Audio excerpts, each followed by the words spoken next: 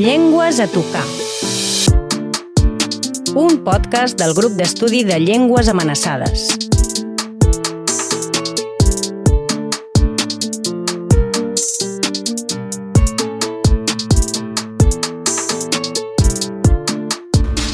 El gal·lès, la llengua dels estrangers que ja hi eren.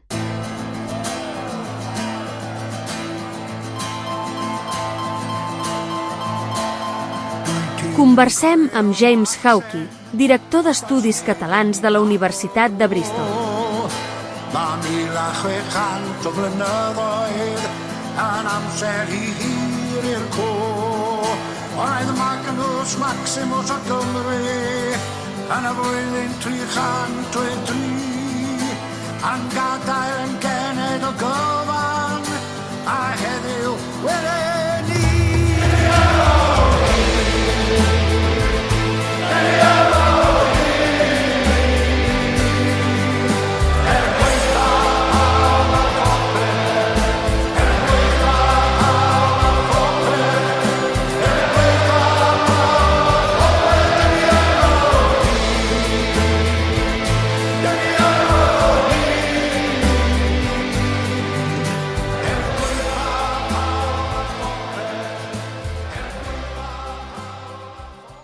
Etifeddiaeth. Cawsom wlad i'w chadw darn o dir yn distyn bod wedi mynnu byw. Cawsom genedl o genhedlaeth I genhedlaeth ac anadlu ein hanes ni ein hunain. A chawsom iaith, na cheisiem hi, oherwydd ei llas oedd yn y pridd eisoes a'i grym a niddig ar y mynyddoedd. Trwysom ein tir yn simnau tân a phlannu coed a pheilonau cadarn lle nad oedd llun. Trwysom ein cenedl I genhedlu estroniaid heb ystyr i'w hanes, gwymon o ddynion heb ddal tro'r trai. A thrwysom iaith yr oesau yn iaith ein cwylydd ni. Ystyriwch, oes ti hareb a ddwed y gwirionedd hwn. Gwerth cynnydd yw gwarth cenedl, a'i hedd yw ei hangu hi. Moltes gràcies, James. Benvingut al nostre podcast. Has triat un poema gal·lès. Sí. Pots explicar una mica què diu I, de pas, què és això del gal·lès? Molt bé, doncs moltes gràcies per la invitació. I sí, el poema es diu Etifeddiaeth, i això vol dir patrimoni, més o menys. I el poeta es diu Gerald Lloyd Owen, que va morir fa uns anys, crec, però fa poquet. I és un poema que es tracta una mica dels lligams entre la terra física I la llengua I el patrimoni I una mica la minorització lingüística, la identitat, una mica de tot. Doncs sí, és un poema bastant curtet que m'agrada, que sempre m'ha agradat. I sí, és això. Molt bé, i això, I està en gal·lès, sí. I el gal·lès és una llengua que es parla a Gal·les. Explica una mica quina és la seva situació, d'on ve, sí. En fi, perquè per als nostres oients que potser no saben ni tan sols que existia. Sí, doncs sí, és la llengua autòctona de Gal·les, que és un país dins del Regne Unit. El Regne Unit I Anglaterra no és el mateix. Doncs el Regne Unit, el nom del país, el nom del meu país és el Regne Unit de Gran Bretanya I Irlanda del Nord. Això vol dir que Gran Bretanya també és una altra cosa, és a dir, Anglaterra, Gal·les I Escòcia, que són 3 països constitutius. I el gal·lès és la llengua original, la llengua autòctona, diguem-ne, del país de Gal·les, on és una llengua, diguem-ne, minoritària. Jo, per exemple, no sóc parlant nadiu del gal·lès, però el parlo com a llengua estrangera, gairebé, diguem-ne, perquè sóc de la capital, sóc de Cardiff, que és una zona on relativament poca gent parla la llengua. Però sempre ens diu que és una llengua internacional perquè hi ha una comunitat de parlants de la llengua a Argentina, a Patagònia, la Patagònia. I nosaltres sempre ens parlen d'això, de la colònia que existeix allà a Patagònia, la colònia de llengua gal·lesa.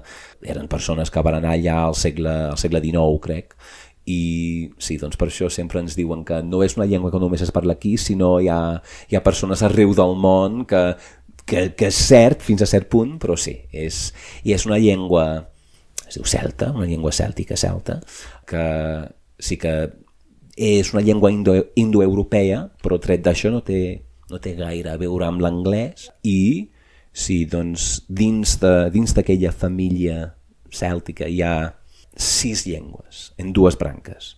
Doncs hi ha la branca del nord, la branca del gaèlic, on hi ha el gaèlic d'Escòcia, l'irlandès, que és el gaèlic d'Irlanda, i la llengua de l'illa de Man. I entre ells, fins a cert punt, s'entenen, més o menys. I l'altra branca, la branca del sud, on hi ha 3 llengües més, és la branca britònica, es diu. I allà hi ha el galès, el cornuallès i el bretó.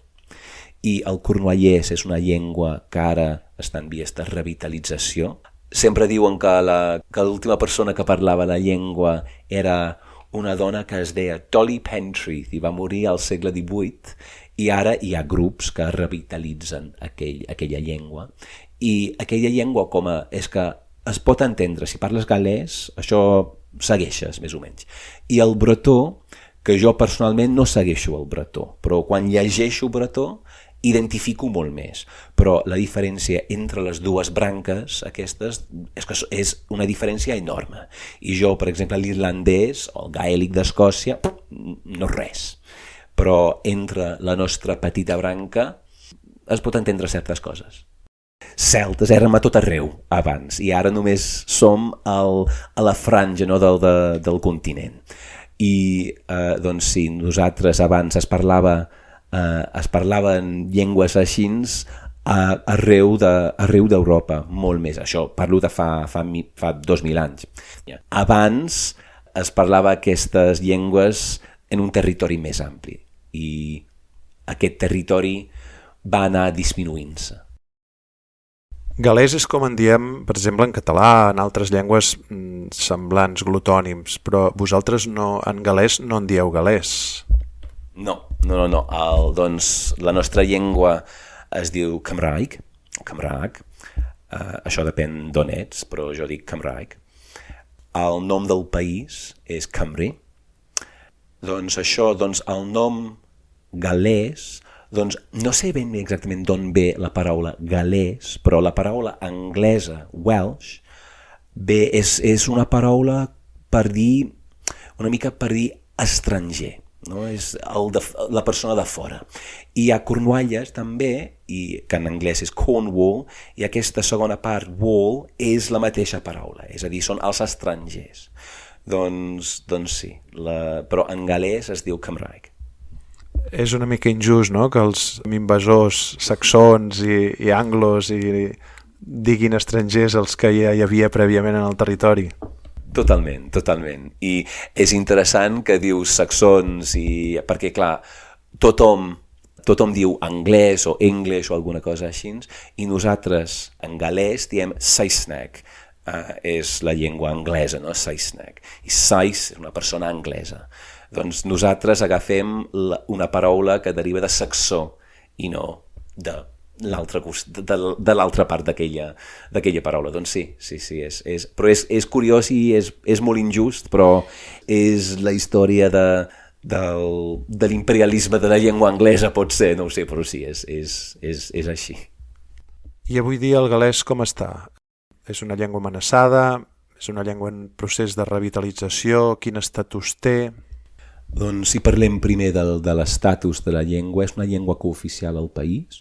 Doncs això des de fa unes dècades, des de fa més o menys els anys 80, no tinc dates precises, però sí, hi ha dates precises, és que no ho sé jo, però sí, les últimes dècades sí, és una llengua cooficial al país, i és una llengua que es revitalitza, però es troba en una posició relativament forta, diguem-ne. Encara és una llengua minoritzada i minoritària, pot ser, però hi ha zones a Gal·les on es parla sobretot el galès, i si parlem de la quantitat de parlants, doncs el govern gal·lès té un repte que vol arribar a 1 milió de parlants de la llengua gal·lesa abans del 2050. I ara és una mica difícil qualificar qui és un parlant d'una llengua i qui no, perquè hi ha moltes persones com jo que aprenem la llengua com a segona llengua, però ara per ara tenim més o menys 500.000 de parlants, diguem-ne.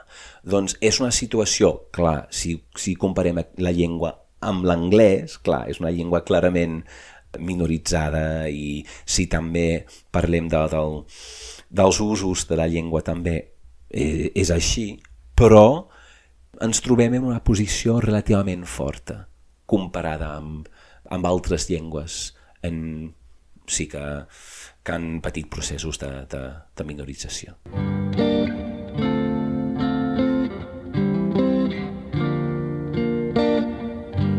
Llegada sin gwelden en nos das geni dem abnai das geni dem tschüss durch bamar leadi en la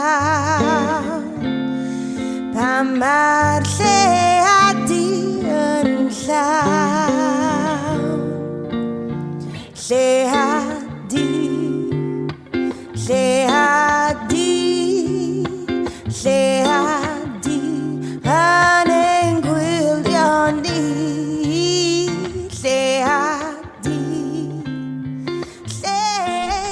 Sens dubte, del conjunt de les llengües de les Illes Britàniques, la que té més potència, és a dir, no es pot comparar ni l'irlandès, suposo, ni el gaèlic escocès amb Gal·les en aquest sentit de vitalitat.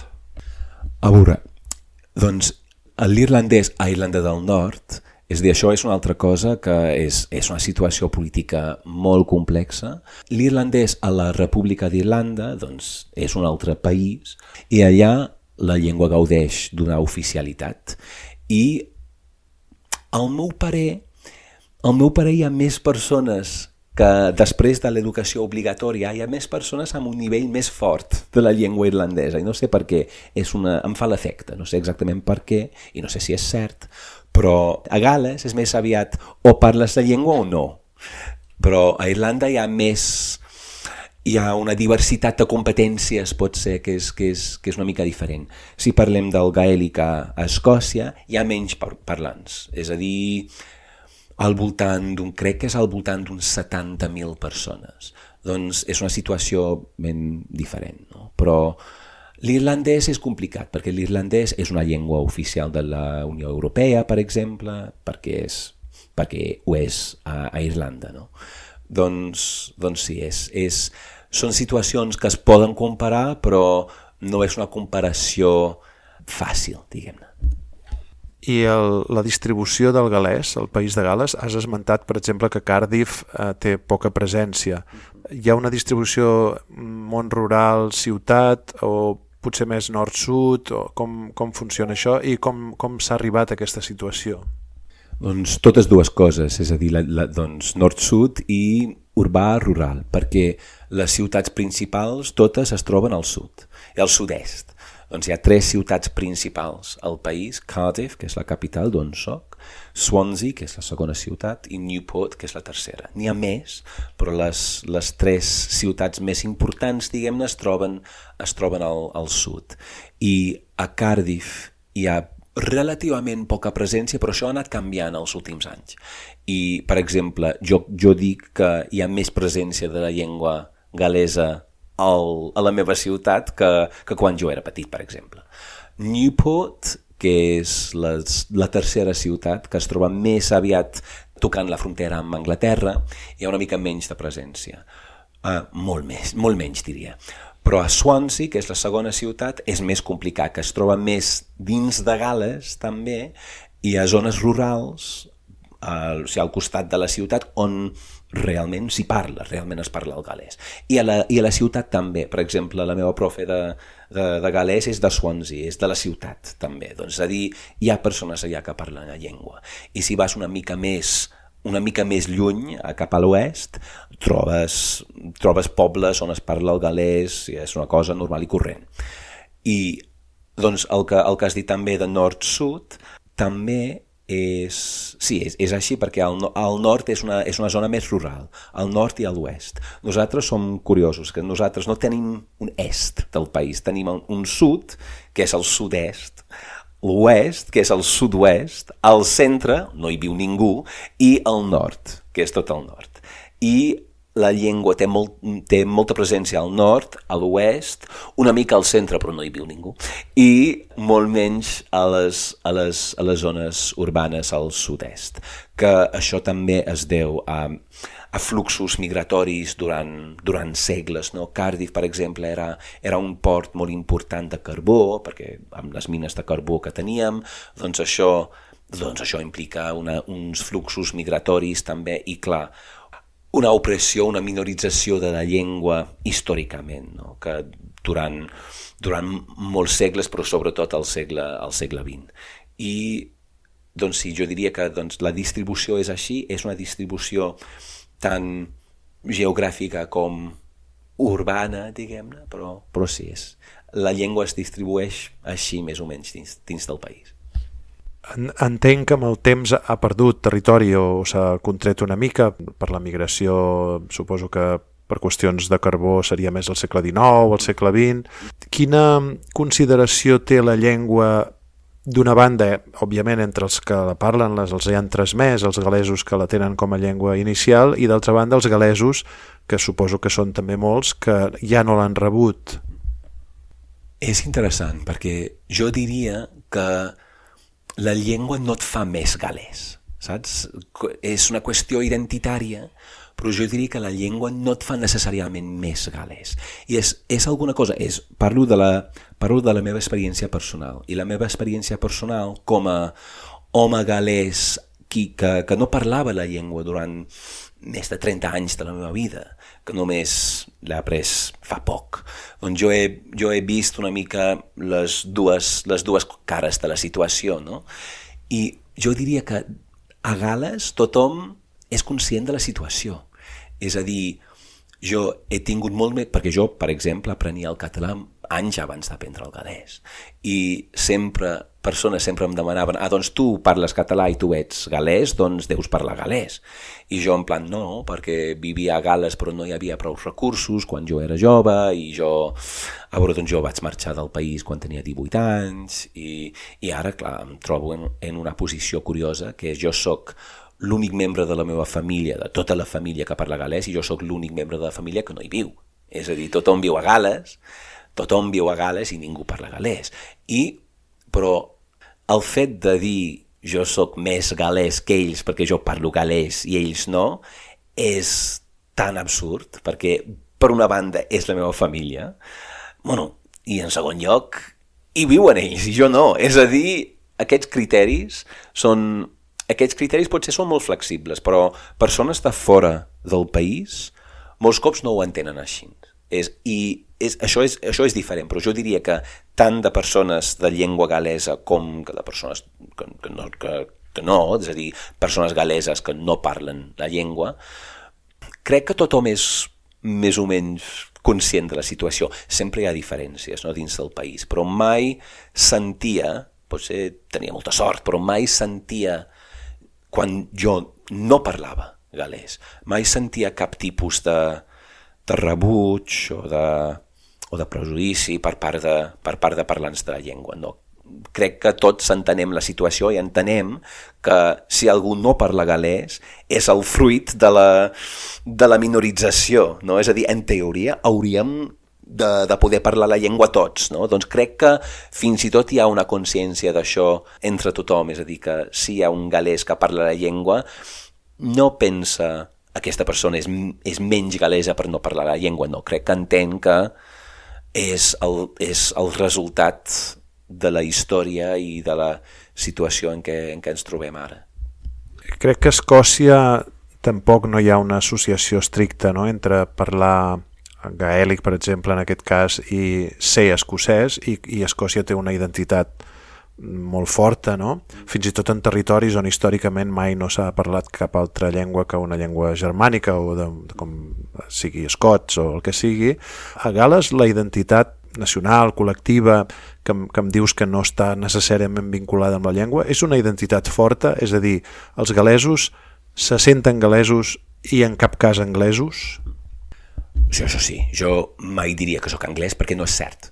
És a dir, sóc gal·lès o sóc britànic, pot ser, però això de britànic també és curiós perquè, no sé, em sembla una mica artificial.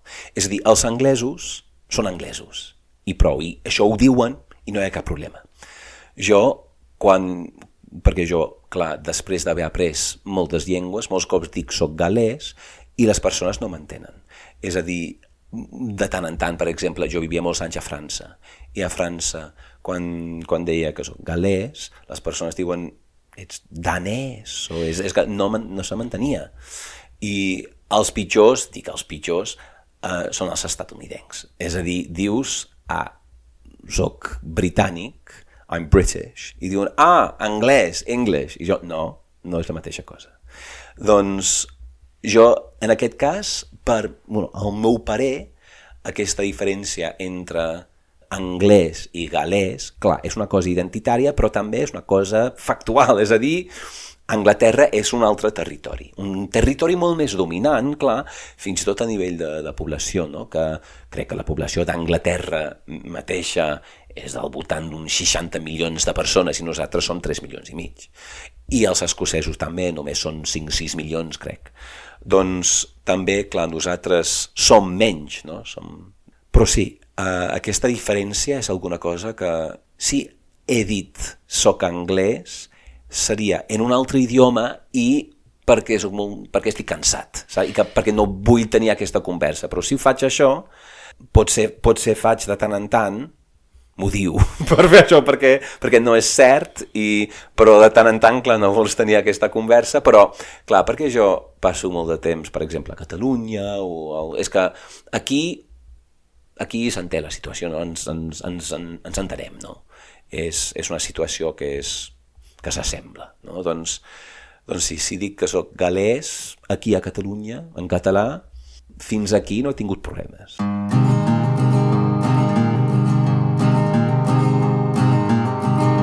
Dyma'r allwedd I fy nghalon, dyna chdi. Paid a dangos o neb. A paid a sôn ma di roi o I chdi. Os dyn nhw'n gofyn dydw I heb. Ystyddo I lawr a granda arna I. Mae genna I rhywbeth dwi isio I ddeud. A dwi'm yn siŵr iawn be dwi'n addol fama I chdi. Dwi'm yn siŵr iawn be dwi'n neud.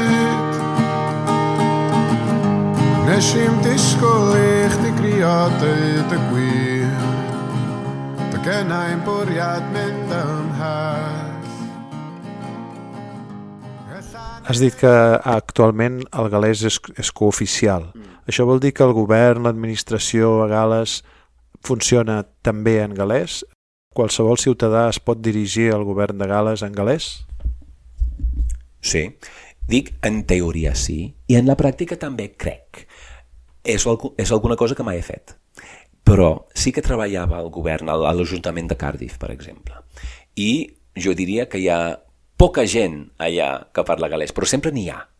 És a dir, si tu vols ser atès en gal·lès, és possible, però potser tot es triga més, saps? És a dir, hi ha persones, i crec que hi ha cada cop més persones. I també això, jo parlo de l'administració local a Cardiff. Altres llocs, és que hi ha, per exemple, al nord de Gal·les, a la zona de Gwynedd, que és al nord-oest, un 77% de la població parla la llengua. Doncs clar, si tu vols ser atès en gal·lès, sí, però tu tens, i cap problema, però tu tens el dret de ser atès en gal·lès a tot el país, tu reps totes les comunicacions en les dues llengües, i clar, és alguna cosa que mai he provat, perquè clar, no hi visc, i la meva família sí, però no parla gal·lès.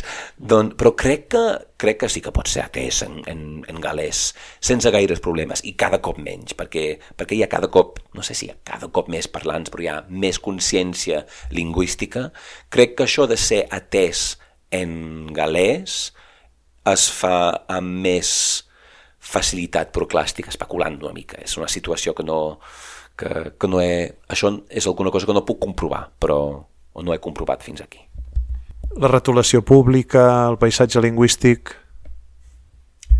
Sí, tot és bilingüe. És que jo, als 18 anys, quan vaig marxar de Gal·les i vaig anar a Anglaterra, jo em deia, és que, ostres, a tota la retolació hi ha tant d'espai en blanc, perquè jo estava acostumat al galès. I sí, tot en les dues llengües. I això és curiós també, que ara, per exemple, quan torno a Gal·les, és que de tant en tant a l'autopista, no, hi ha aquesta retolació elèctrica, no, que t'informa que hi haurà un accident d'aquí o hi haurà problemes de trànsit de no sé quants metres, i aquell tipus de cosa és bilingüe, però passa d'una llengua a l'altra, no? Doncs potser has d'esperar o potser només veuràs la part galesa. I jo recordo que era jo estava conduint amb el meu pare, que no parla galès, i jo podia informar-li que, de fet, això passa allà, perquè jo sí que entenia, perquè només es veia al costat galès en aquell moment i ell no sabia què estava passant.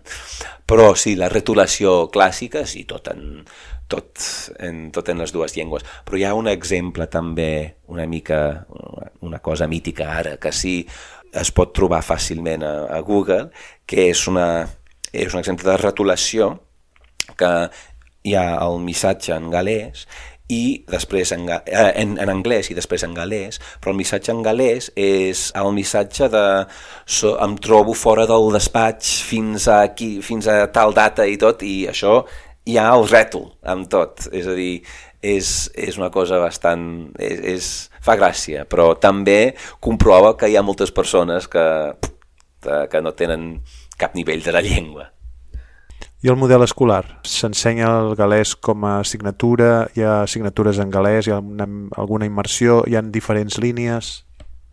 Doncs crec que segueix igual, però parlo més aviat dels anys 90, que vaig néixer al 84, però sí, doncs jo de petit, la majoria de les escoles, almenys a Cardiff, són escoles públiques de llengua anglesa, on es vehicula tot en la llengua anglesa.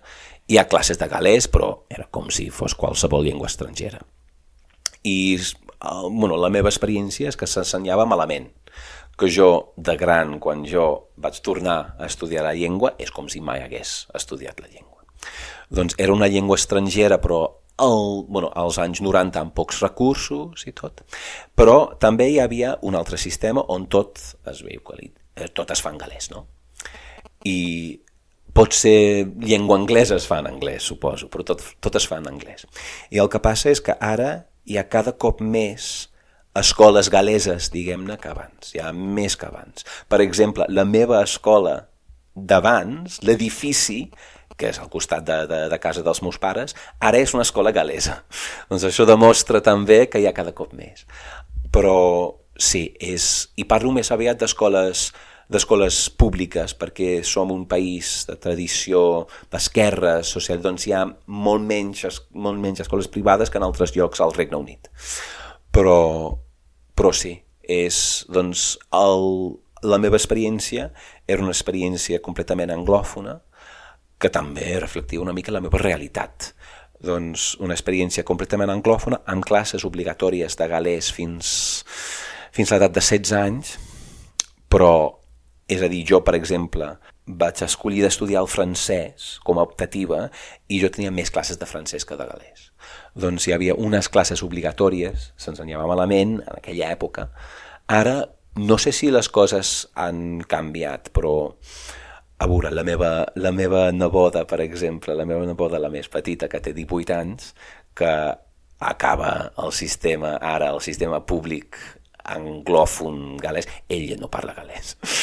El meu pare no parla galès. Doncs no sé si en aquell sistema majoritari anglòfon, no sé exactament què. Suposo que moltes coses han anat evolucionant, no? Perquè sabem molt més ara sobre l'ensenyament de les llengües que abans. Però sí, les persones a Cardiff, sobretot, la majoria de les persones que parlen la llengua galesa són persones que han fet el sistema educatiu galès. Això és a Cardiff, clar. Fora als llocs on es parla la llengua perquè s'hi parla la llengua, no?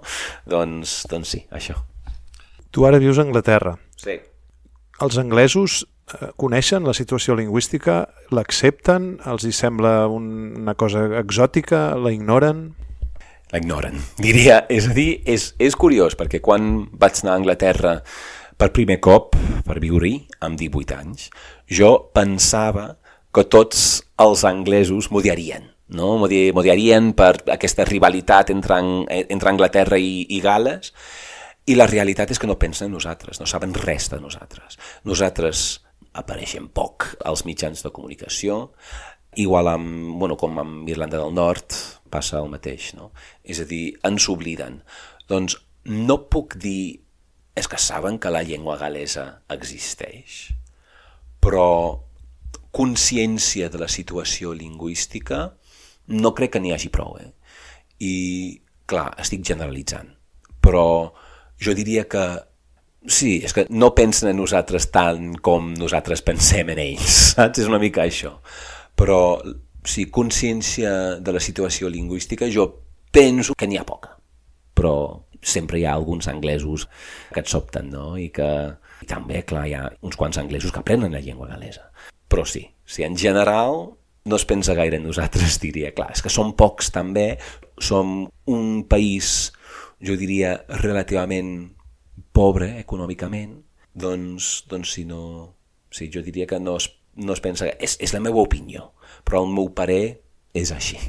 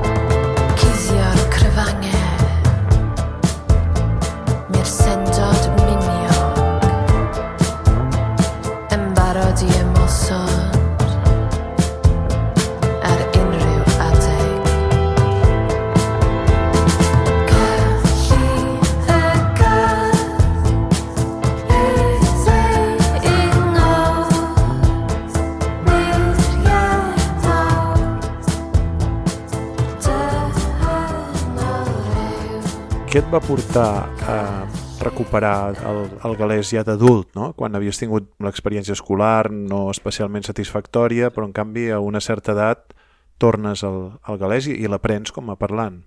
La pandèmia, és a dir, durant la pandèmia jo tancat a casa com tothom i el govern gal·lès subvenciona, hi ha un centre, que és el Centre per l'Aprenentatge de la Llengua Gal·lesa, i ofereixen cursos online.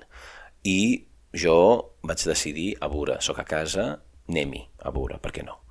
I és que m'encanta la qualitat de les classes és fantàstica i no es paga gaire perquè és subvencionat del govern, i tot això m'ha fet, des del principi més o menys, tot això m'ha fet replantejar una mica la meva relació amb la llengua i amb el meu país. Abans no tenia una relació negativa ni res, però és que no era part de la meva experiència. Però sempre se'm demanava, tu ets gal·lès i t'interessa el català, doncs deus parlar la llengua. Doncs jo sempre dic que vaig començar amb les intencions, és a dir, no ho sé, és que amb uns motius una mica dolents, no? Però això de forma intencionada. És a dir, jo al principi vaig començar a fer això una mica per callar les altres persones, no? Perquè és com he dit, no? Que a Gal·les som conscients de la situació. Era més aviat per poder dir a altres persones sí, parlo la llengua. De fet, el meu objectiu principal no era de dir sí, parlo gal·lès, però era quan algú em faci la pregunta, tu parles gal·lès? Jo no volia haver de dir que no. Jo volia poder dir alguna cosa estic aprenent o qualsevol cosa. Però sí, la pandèmia i l'existència d'aquest centre d'aprenentatge de la llengua. Se t'acut alguna curiositat del gal·lès? Sobretot en contrast amb l'anglès o altres llengües pròximes o indoeuropees, no? Alguna qüestió gramatical o lèxica? A veure, la gramàtica és complicada, és difícil, és molt diferent a la gramàtica d'altres llengües indoeuropees, però llengües celtes, és que tenim coses en comú. Per exemple, les mutacions, doncs podria parlar una mica de les mutacions. Doncs les mutacions són canvis del primer so d'una paraula segons el context gramatical. I això depèn de moltes coses. És que pot dependre del gènere de la paraula o pot depèn de la preposició que va abans. Doncs, per exemple, per fer un exemple de la meva ciutat, per exemple, Cardiff, Caerdydd, doncs el primer so és k, Caerdydd. Però si dic, per exemple, benvinguts a Cardiff, croeso i Gaerdydd, i el so canvia. Si he de dir visc a Cardiff, wi'n en Nghaerdydd, i l'altra cosa és si, per exemple, he de dir entre Londres i Cardiff, rhwng Llundain a Chaerdydd, doncs és una cosa que, per exemple, això pot ser molt complicat a l'hora de buscar una paraula al diccionari, perquè és el primer so que canvia. Doncs molts cops, això, després d'haver après la llengua una mica, reconeixes que no, això no és la versió original de la paraula, però als principiants és que els hi costa molt de trobar paraules al diccionari perquè dius, és que això és una versió després de la mutació, doncs he de buscar la versió original de la paraula. Doncs és una curiositat. I clar, lèxic, hi ha coses que tenen molt més en comú amb el català que no passa amb l'anglès. Doncs, per exemple, cadira, que en anglès és chair, que en gal·lès és cadair. Lladre, thief, lleider. Pont, la mateixa paraula, bridge en anglès. Doncs hi ha coses lèxiques també que s'assemblen més aviat a les llengües romàniques que no pas a l'anglès, clar. I sí, coses gramaticals, això, i coses fonètiques i fonològiques, ja potser hauràs entès el so, el mític so, que és alguna cosa relativament, una cosa poc comuna que tenim nosaltres. Doncs sí, curiositats de la llengua gal·lesa. Suposo que amb tant de temps en convivència o en proximitat amb l'anglès hi deu haver hagut també influència en el contacte, sigui això a través del lèxic, anglicismes... Sí, totalment. I també a l'hora de comunicar-se, saps? És a dir, jo fico moltes paraules angleses allà dins, perquè sé que així puc comunicar i també és bastant natural. Doncs clar, hi ha unes persones que ho fan menys que d'altres, hi ha unes persones que ho fan sense voler, hi ha persones que són més puristes, però això de barrejar les llengües, el code switching i tot això, l'alternança de codis, és alguna cosa totalment normal i corrent. I clar, interferència lèxica després de tants anys de contacte i altres coses. He de pensar en un exemple ara, però en anglès, un exemple d'això, en anglès tenim els phrasal verbs, no? Que són un verb i llavors una preposició. I en gal·lès també es pot fer una mica la mateixa cosa fent traduccions, calcs literals d'això. Doncs, per exemple, resoldre, que en anglès diria sort out, doncs també aquí tenim un exemple del contacte lèxic també, perquè jo diria en gal·lès sortio mas. Sortio seria el verb, que ve de l'anglès en aquest cas, i mas vol dir fora, no? És a dir, vol dir out. Doncs aquesta cosa també, aquest tipus de contacte és un contacte que és més subtil, és menys evident, diguem-ne. Però això de fer servir les dues llengües, de fer servir tot el repertori plurilingüe, és alguna cosa totalment normal. I l'estàndard, teniu un centre de codificació o són els mitjans de comunicació? Quin sistema fa servir el gal·lès per establir un estàndard, si és que n'hi ha un només? Doncs també és com una mica com a Anglaterra, no? Que no tenim acadèmies, però tenim diccionaris. A Gal·les tenim diccionaris importants, d'acadèmies no sé exactament com funcionen.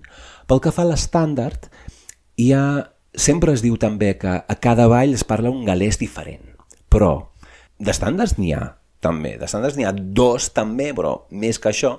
Però, per exemple, quan aprens la llengua galesa a través d'aquest centre, fins al nivell B2 has d'escollir entre el sud i el nord.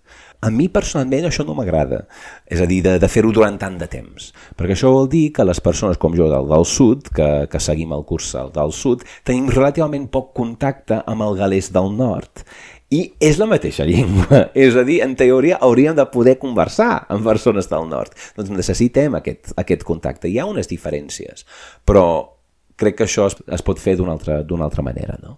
Però també hi ha una mena de coiner, no? Per exemple, a Cardiff, les persones que han fet l'escola galesa, que diuen coses i crec que tenen trets una mica de tot arreu, és a dir, sí, és que hi ha coses que per mi, doncs, per exemple, no tenim un verb tenir, has de dir, hi ha aquesta cosa amb mi. Però hi ha 2 maneres de fer-ho, una manera al sud i una altra manera al nord. Doncs, per exemple, per dir tinc un cotxe, jo al sud diria my car gyda fi, al nord es diu my gen I gar. Jo he escoltat persones de Cardiff dient la cosa del nord.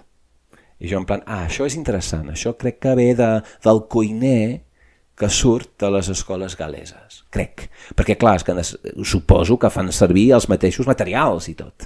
Doncs crec que això ve d'allà. Potser m'equivoco, He sentit coses així de persones del sud que jo dic, això és molt del nord, sí. Per acabar, quin futur li veus al galès? Un futur positiu, personalment. Potser dic això perquè tinc tota la positivitat d'haver après la llengua fa poc, no ho sé. I clar, aquesta minorització no l'he viscut de la mateixa manera que una persona que parla la llengua com a llengua materna, no? Però jo veig un futur positiu, no? Un futur així amb... Tenim recursos, tenim mitjans per aprendre la llengua i crec que tenim cada cop més voluntat. És a dir, crec que potser sóc massa optimista i no hauria ser-ho, però jo, per mi, és un futur bastant positiu. Almenys és el que vull creure, però és el que diria. Doncs amb aquest optimisme ens acomiadem. Moltes gràcies, James. Gràcies a tu, Pere, gràcies a tu. Fins aquí Llengües a tocar, un podcast del Gela. Ben aviat, un nou episodi, una nova llengua. Gràcies per escoltar-nos.